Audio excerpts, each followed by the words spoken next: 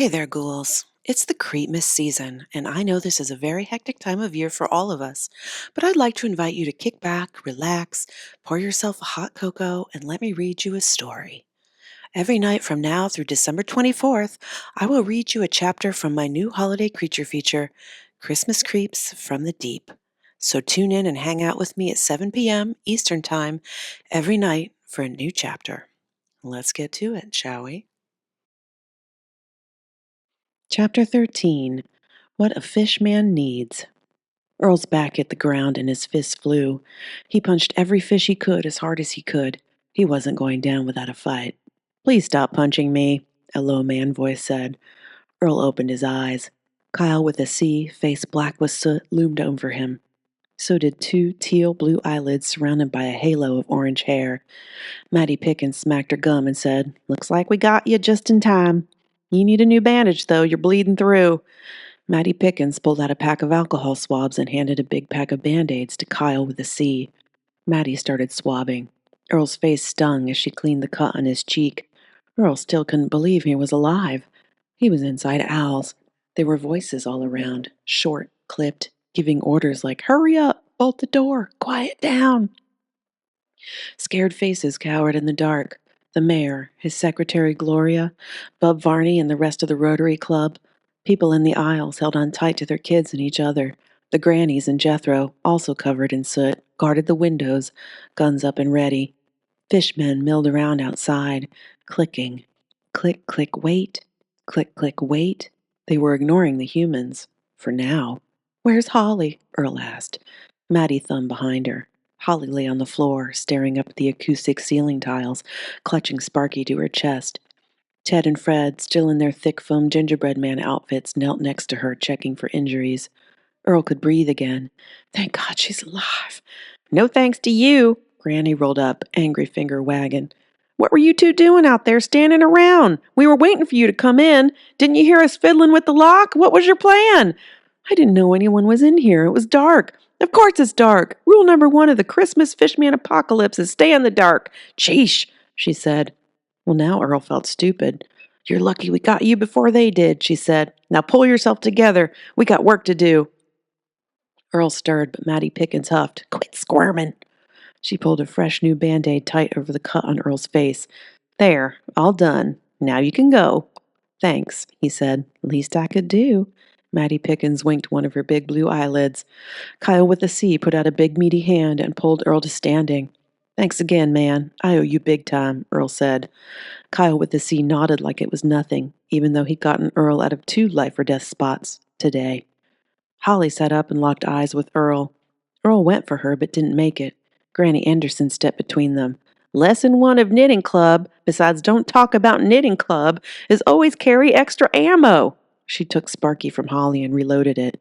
"What were you doing out there without your bag? Never go into battle unprepared. We didn't spend all those Thursday nights knitting these things for nothing. Here." Granny Anderson handed Holly a very full crocheted ammo bag. Then she turned to Earl and said, "Well, hun, what's the plan?" The store went dead silent. Every eye in the place was on Earl. He hesitated. Why were they looking at him? He didn't know any more than they did. He had already done everything he could think of. "Don't just stand there. Say something." Abby Meyer's voice shook with panic. She hugged her little kindergartner. "Why are they still out there? We turned off all the lights. Why won't they leave?" It was true. The lights were off. It was dark outside, but the fishmen still weren't heading toward the water. They still weren't going home. Earl didn't know why. A lump formed in his throat. That kindergartner looked terrified. He was the same age Earl was when he lost his dad to these things. And looking at that kid, eyes wide, clinging to his mom like plastic wrap, well, the gravity of what was at stake hit Earl like an 18-wheeler. "How do we get him to go away? How do we get him to leave us alone?" Abby Meyer asked. "Why are you looking at me? I don't know." It was the truth. No point in lying. "What do you mean you don't know? You were the one who handed out these flyers. You got to know something." Old Artie Sweeney, who owned the muffler shop on Logan Street, pulled one of Bucky's flyers out of his back pocket. "I've read this thing 100 times, and I can't make heads or tails of it. Tell us what it means. Tell us what we have to do." Earl looked at that crumpled flyer, and something inside him broke. "I don't know, okay? I've done everything I can think of, and they're still here," Earl said. "You all can forget Bucky. He sold us out. He was out there telling those things that could kill us all as long as he got to be king. Bucky was nothing but a two-bit scammer and a traitor, and now he's out there headless. Old Artie Sweeney crumbled the flyer and threw it in the trash. I thought one of you knuckleheads would know something, but I guess not. Now we're all gonna die. Nervous chatter filled the air. Then Marcia King stepped out of aisle 2, clutching her Bible to her chest, and said over the buzz, I know what they want, and I know why they're here. Everyone shut up. We're being punished for the sins of all you unbelievers. God is angry with us. We must sacrifice the sinners and be cleansed, Marcia said. I told you this would happen. I told you all to go to church. Everyone either rolled their eyes or groaned. Marcia King had been a Bible-thumping drag in head-to-toe gray wool since before Earl was born. She was even more of a Scrooge than Earl. She only came to the Christmas Lights Festival every year to lecture everyone about keeping the Christ in Christmas, lest they all burn in hell for eternity. The eye rolls fueled her. She raised one hand in the air like she was waiting for a divine cloud to part and anoint her the chosen one. Then she said, We must repent and give God a sacrifice. You! Marcia pointed to Ethan Carter, a tween with a bad haircut, who was playing games on his phone. Come forward! You are the sacrifice! Marcia said. Ethan looked up from the screen long enough to say, Huh? One trick-or-treat night, you took the fake $5 bill from my hand, saw that it was the divine word of Jesus, then threw it in my bushes like trash, Marcia said. The word of God is a treasure greater than money or candy. It was a test and you failed. You're a sinner and a litterer and just plain rude. We must cast him out. We must give him to the beasts and be saved. Ethan's mom stepped in front of him, ready to fight. Can it, Marcia? No one is sacrificing anyone. Granny parked her wheelchair in front of Ethan. Now shut up and sit down or I'll shove that Bible so far up your ass you'll be shitting psalms for a week. Surprisingly, Marcia did shut up under the wilting stares of the townspeople. She wasn't happy about it, though. Her mouth clenched up so tight her lips looked like Jellybean's butthole. She clutched her Bible to her chest, lifted her nose haughtily, and retreated back into the darkness of aisle 2. If Earl was looking for a silver lining, at least the grocery store didn't turn into an old-fashioned witch hunt. But everyone still wanted answers and a plan, and those were the two things they didn't have. It shut Marcia up, but started barking and snipping at each other instead. Everyone calm down, Granny said. Old Artie Sweeney pointed at the window and said, How can we calm down? Look at them! What are they doing out there? The fishmen's tentacles vibrated. They wobbled and hissed, so unsteady on their feet they walked like they were on the deck of a ship in rough seas. They swatted at their ears. Then the ground shook, and so did everything in the store. Another tremor. Gasps and screams rose from the aisles. Earl ran. He had to get away from all the people looking at him like he'd let them down. He didn't stop until he was in the back, standing at the sporting goods counter alone. He breathed deep, trying to calm down. It didn't work. His brain buzzed. Earl Frost, the Scrooge who hated Christmas, was now the guy who couldn't save his town on Christmas. It felt terrible. What's wrong? Holly had followed him. She put her hand on his shoulder and words fell out of him like he'd popped a cork. I don't know why everyone thinks I have a plan. I don't know what those things want. I don't know what to do, he said. I did everything I could think of, but we're all going to die anyway, and it's all my fault. Stop. This isn't your fault, she said. You've already done more than any of these people. You were out there running around covered in lights while they were hiding in the dark. But you heard them. They think I have the answers because of Bucky's stupid flyers. They're just scared is all, she said. Doesn't change anything. I don't know what those things want. I don't know why they won't go back in the lake, and we're trapped in here until I figure it out. You mean until we figure it out, she said. It isn't just up to you. It's up to all of us. Maybe, but I've been taking care of fish my whole life, he said. You think I'd know something by now, something that could help us. Those things outside ain't goldfish sugar. You need to be kinder to yourself. Maybe, he said. Definitely. Speaking of, we need to talk. Holly put her hand on Earl's cheek and moved his gaze to hers. Did you mean what you said outside? Earl broke out into a cold sweat. He had told Holly he loved her, and that wasn't something you could unsay. Those words came with consequences. He meant it all right, but he also knew what ladies meant when they said, we need to talk. It meant she didn't feel the same. He couldn't take the rejection right now. It would break him, so he turned away. Don't think another thing about it. It was nothing. He wiped a tear away and saw eyes, tiny eyes in cups, staring at him. A dozen goldfish sat on the clearance rack in the same spot Earl had cleared out earlier. Al's had restocked. Damn it, Al!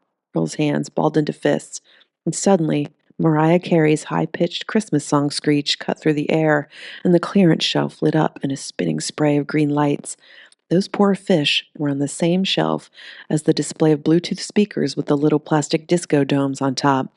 Their water cups looked like the dance floor in a John Travolta movie.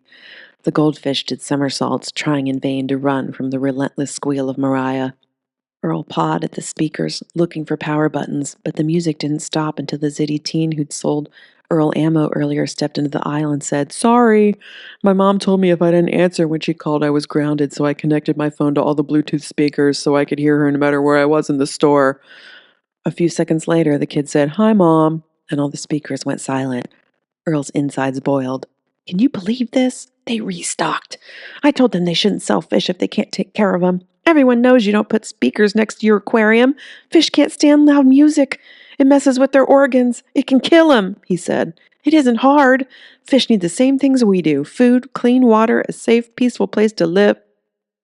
Earl stood up stick straight and watched as one of the goldfish settled back down in his tiny cup of dirty water, looking worse for wear thanks to Mariah Carey. I think I got it. Got what? Holly said. Earl didn't answer. He went to the front window and looked out at the fishmen. Some of them wobbled and swatted at their ears, unsteady on their feet. Some of them clicked at the sky. Some of them swatted at the air. No, not the air. The speakers. Pieces clicked together in Earl's brain. Earl's eyes went to the icy expanse of Holiday Lake, then to the tall evergreen trees on the distant shore. The sky flickered orange and blue behind the pines. The fracking plant. He replayed Granny's story about Great-Grandpa's death. The mine, the dynamite, the lantern. Then he replayed his encounter with the fishman in Holly's yard. They fell over themselves before the tremors. Jethro, Earl said. Jethro stepped forward. Your cousin Benny still work at the plant? Jethro nodded. Call him. Jethro fished his phone out and dialed. Earl turned to Al. You got anything here we can light up really bright? Something big. Something the fish can't ignore. We might have just the thing. Al headed to the storeroom. You, Earl pointed at the zitty teen. Cue up that Mariah song. Play it for a couple seconds, then turn it off, okay? I want to test something. The kid looked unsure. So did Holly. She caught up to Earl. You sure about this? No, that's why we're going to test it, Earl said. The store went silent. All eyes were on Earl. He pressed the disco speaker to the glass window. The zitty kid tapped his phone, and a moment later, Mariah Carey's highest holiday high note poured from the speaker in a whirl of blinking disco lights. The fishman closest to the window wobbled and hissed, swatting the air so hard it nearly fell over. When the music stopped, Jethro said, Something bad is happening at the plant. Listen. He held up his phone. A crackle of explosions, hisses, and screams poured out. Everyone gasped. Half of the town had loved ones working out there. Earl turned back to the window. He looked the fishman up and down with an analytical eye, the claws on fat webbed paws, perfect for digging, the blind white eyes sensitive to light. They were like moles with gills. What are you thinking, son? Granny rolled up. Cave fish, Earl said. They're blind and snow white. They're designed for the dark, for digging in the muddy bottom. They weren't ever meant to come up to the surface to be in the light. Then why are they here? She asked. It's just like you said, Granny. The year they killed Great-Grandpa, we were blasting too deep in the mine. And now here we are again, blasting too deep. But we never had this many before, and they never came so far out of the water, Granny said. What changed? Maybe this time is worse. Maybe the plant blasted so deep it blew them all out, Earl said. That or it's the tremors. They know they're coming before we do. Maybe that's why they won't go home. But why are they trying to kill us? Holly asked. Maybe everything up here's too much for 'em, Earl said. All the loud music and the light. It's disorienting. Maybe it's making them sick. Maybe they're attacking because they want peace. So what do we do? Holly asked. They want to go back home, so we've got to help them, Earl said. Well, how the hell do we do that? Holly said. First we shut down the plant. Then we show them the way. That's it, ghouls. Come back tomorrow for chapter 14.